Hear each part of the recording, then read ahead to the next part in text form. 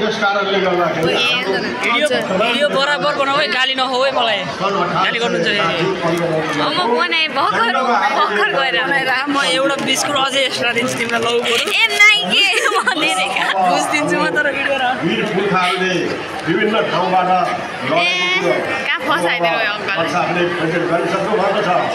विजयपुरबाट मकवानपुर, पाल्पा, कुमाउ, नालापानी, गैथक, मलाउ 7वटा खण्डबाट हाम्रो नेपाललाई धावा बनेको थियो, लडाइँ गरेको थियो। त्यसमा जज साहबले भने अब उल्लेख गरिसक्नु भएको छ।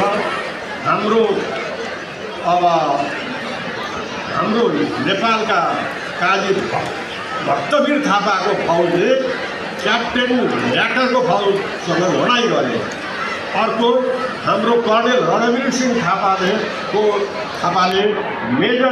ब्रिटिस मेजर जनरल मार्लेसँग युद्ध गरे। हाम्रो उजिर सिंह थापाले अब ब्रिटिस मेजर जनरल वुडसँग चाहिँ लडाइँ गरेको थियो। हाम्रा चौपनिया वंशाले कर्णेल कार्पेन्टरसँग, त्यसपछि आएर हाम्रो बलभद्र कुँवरले ब्रिटिस मेजर जनरल जिलेप्सीसँग गरे। त्यसपछि आएर अनि अन्तिममा भक्ति थापाले पनि अब अगाडि बढेर चाहिँ अब अङ्ग्रेजलाई हराए। यसरी अङ्ग्रेज नेपाली युद्ध हुँदा कहिले नेपाली चाहिँ जित्थ्यो, कहिले अङ्ग्रेजको जित्थ्यो। त्यस कारणले गर्दाखेरि युद्धमा एकदम दुवै पक्ष थाकेको हुनाले गरियो भन्ने लाग्छ। अब म 9 नम्बरको अन्तिममा सानो यहाँ प्रिन्ट तपाईँहरूलाई देखाउँछु। अर्को है अगाडि 9 नम्बरको अन्तिममा अर्को चाहिँ देखाउनुहोस् न। टेबल एउटा टेबल थियो नि कहाँ छ? टेबल गर्नुहोस् न। 10 नम्बरको माथि 10 नम्बर सुरु हुने बेलामा 10 नम्बर सुरु हुने बेलामा कहाँ छ? ल भाइ अर्को टेबल एक अगाडि आउनुहोस् न। एक अगाडि हो यहाँ पनि देखिनु यो टेबल छ। यो टेबल भनेको चाहिँ यहाँ त के छ भनेदेखि हाम्रो टिस्टा र काँगडाको बृहत्तर नेपाल हुँदाखेरि हाम्रो पूर्व पश्चिम लम्बाइ 1415 किलोमिटर थियो। क्षेत्रफल 2,67,575 वर्ग किलोमिटर थियो। अनि आएर टिस्टा र सतलजमा फर्किँदाखेरि 1373 किलोमिटर चौडा लामो सिमाना भयो। 2,04,917 वर्ग किलोमिटर भयो भने वर्तमान नेपालको चुच्चे नक्सा समेत गरेर अब 885 किलोमिटर लामो नेपालको 1,70,800 अब 10 नम्बरमा नेपाल चीनको कुरा गरौँ।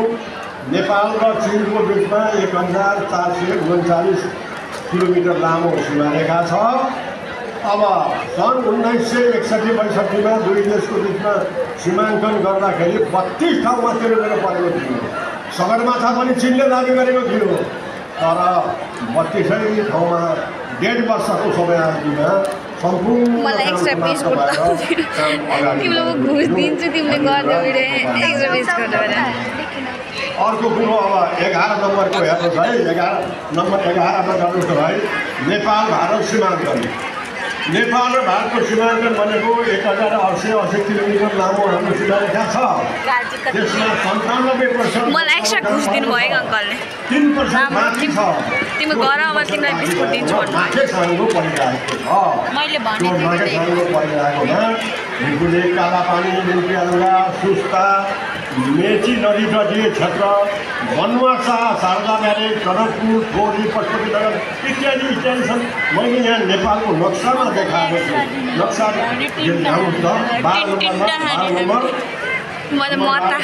नम्बर 12 पेज 12 बुँदा 12 बुँदामा यहाँ 1 नम्बर लेखेको छ। 1 नम्बर भनेको चाहिँ यो होइन, योभन्दा अगाडिको 1 नम्बरदेखि 71सम्मको हो। यो 1 नम्बर भनेको चाहिँ पश्चिमतर्फ लिम्पियाधुरा हो। अनि त्यसपछि सुस्ता भनेको 24 नम्बरमा छ हेर्नु। अनि 71 नम्बर काभ्रेजुङको कालपोखरी भन्ने ठाउँमा पर्छ। त्यसरी 71 ठाउँमा हाम्रो सीमा विवाद मिचिएको छ र अब म 13 नम्बरमा जान्छु। नम्बर 13 लिपुलेक कालापानी लिम्पियादुराको सीमा अतिक्रमण के हो? 13 नम्बर है। नम्बर 13 के हो भनेदेखि खास गरेर कालीको मुहान कुन हो? सुगौली सन्धिले नेपाल र भारतको नेपालको पश्चिमी सिमाना काली नदी भनेको छ, तर यहाँ माथि सानो परेको छ कालीको मुहान कुन हो भनेर इन्डियाले कतिवटा थापेको छ। पुरानो नक्सा दस्तावेजले लिम्पियाधुराबाट निक्लेको नदीको चुच्चोबाट निक्लेको नदीलाई काली भन्छ। अनि आएर भारतले चाहिँ त्योभन्दा पूर्वबाट एउटा ठुलो निक्लेको छ कालीको मन्दिर पनि त्यहाँ बनाएको छ भने देखिन्थ्यो। त्यहाँबाट निक्लेको काली हो भनेर बकेडा झिकेको छ। तर पुराना नक्सा दस्तावेजले लिम्पियाधुराबाट निक्लेकोलाई काली नदी भनेको छ। र त्यो काली नदी लिम्पियाधुराबाट निक्ले मानेपछि त्योभन्दा पूर्वको समस्त भूभाग भनेको हेर्नुहुन्छ। लिपुलेक, नाभिडाङ, कालापानी, गुन्जी, गुटी, नाभी, वेलिङटन समस्त भूभाग नेपाल। तर यी समस्त भूभाग भारतले अहिले अनायास तरिकाले सन् 1962मा भारत र चीनको युद्ध भएपछि हटेर बसिराखेको अब आएर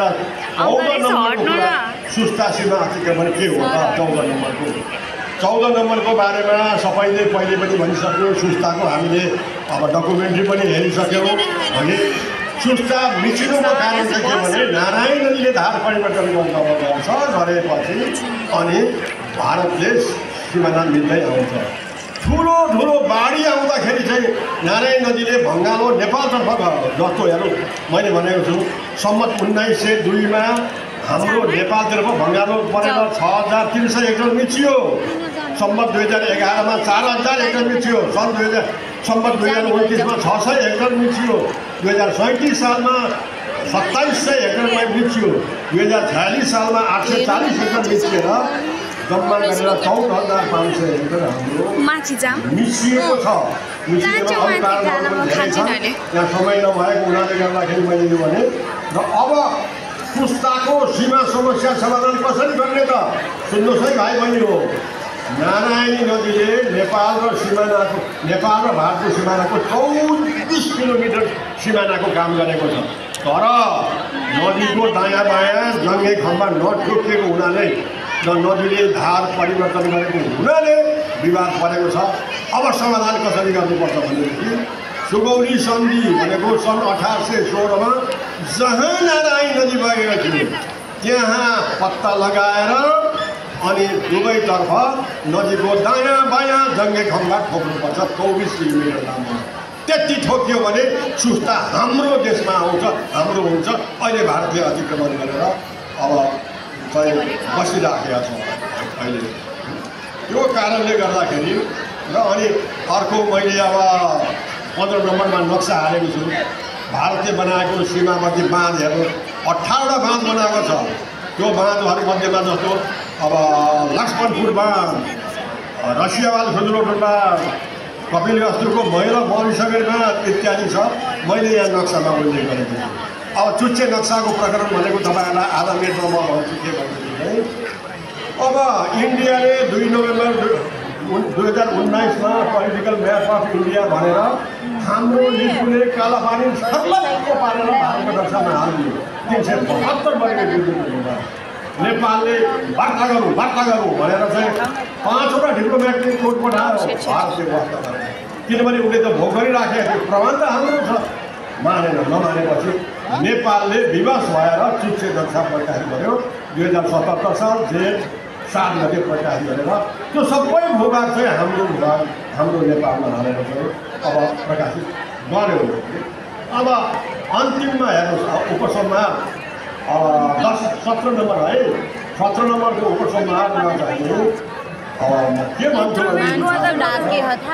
अब यो सीमा सम्बन्धी जति पनि समस्या छ अब यो कुराकानी सौहार्दता आपसी सद्भावको आधारमा समाधान गर्नुपर्छ। अन्तर्राष्ट्रिय अदालतमा जान पनि सकिन्छ। अन्तर्राष्ट्रिय अदालतमा गयो भने हाम्रो नेपालको 16जना जित्छ। तर हेर्नुहोस् अब जित्ने मान्छेको अनुहार हँसिलो हुन्छ, हार्ने मान्छेको अनुहार कालो हुन्छ। त्यो कालो अनुहार गरेको मान्छेले जित्नेलाई पनि बेलामा खिलखिली गरेर उता जित्ने हुन्छ।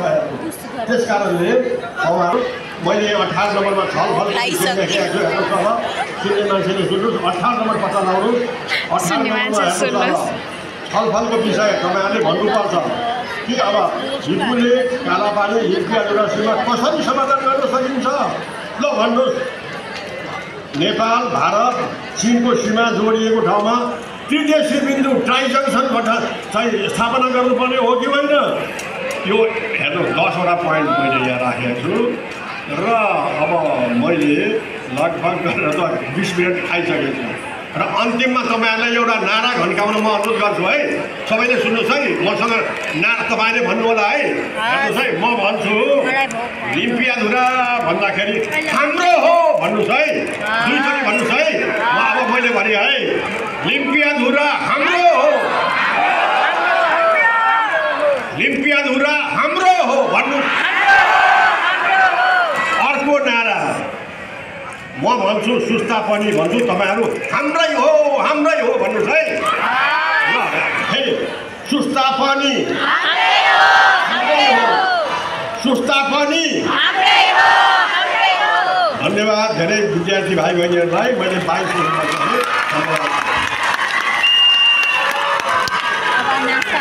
डान्स